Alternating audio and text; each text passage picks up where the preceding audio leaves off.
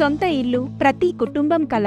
ఆ కలను సాకారం చేసేందుకు తెలంగాణ ప్రభుత్వం ప్రతిష్టాత్మకంగా తీసుకొచ్చిన పథకమే ఇందిరమ్మ ఇండ్లు టవర్స్ స్కీమ్.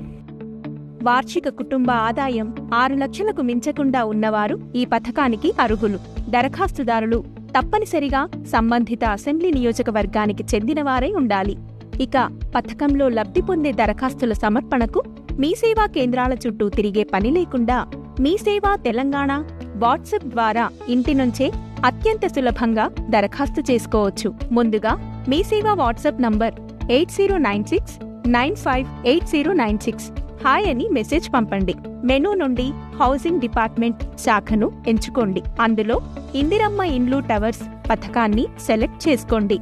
మీ ఆధార్ ఓటీపీ వెరిఫికేషన్ పూర్తి చేయండి. చేసుకొని మీ అసెంబ్లీ నియోజకవర్గం వివరాలను టైప్ చేయండి.